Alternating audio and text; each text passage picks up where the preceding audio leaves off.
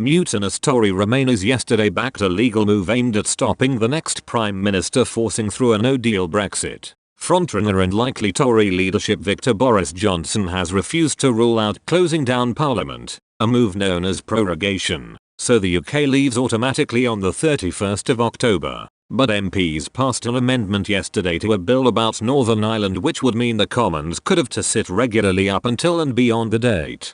Some 17 Tories rebelled against their own government while 4 cabinet ministers were among 30 Conservative MPs who failed to vote in the Commons showdown. Theresa May ordered her MPs to oppose the rebel move but it passed by 315 to 274. Ministers who failed to vote for the government could face the sack when, as expected, Mr. Johnson moves into number 10 next week. A Downing Street spokesman said, "The Prime Minister is obviously disappointed that a number of ministers failed to vote in this afternoon's division. No doubt her successor will take this into account when forming their government." The plan to block a no-deal Brexit had already been backed by unelected peers on Wednesday. The measure requires progress reports on restoring devolved government in Belfast to be debated regularly in Parliament, effectively preventing it being prorogued. Chancellor Philip Hammond, Justice Secretary David Gauke, Foreign Secretary Jeremy Hunt and International Development Secretary Rory Stewart all failed to vote for the government.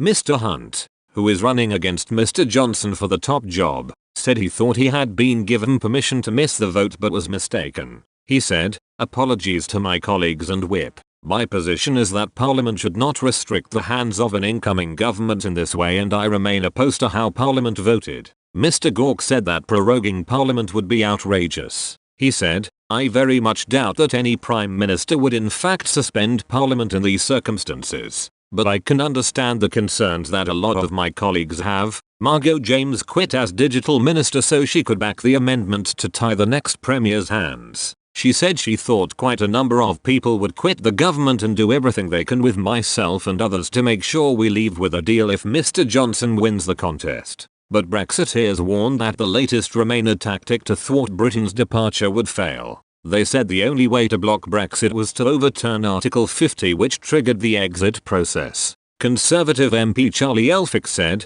"Those who voted against the government today have chosen to side with the militant hard left rather than stand up for the optimistic future 17.4 million voters want to have outside the European Union. These divisive and negative tactics won't change the fact that we're leaving on the 31st of October. Deal or no deal." Tory MP Anne-Marie Trevelyan said, "I can't understand why my colleagues are voting with Jeremy Corbyn on this. Do they want a hard left government to take control of their country? If they hated the prospect of delivering the referendum result, why did they vote for Article 50 in the first place? Their disruptive amendments are cynical and corrosive."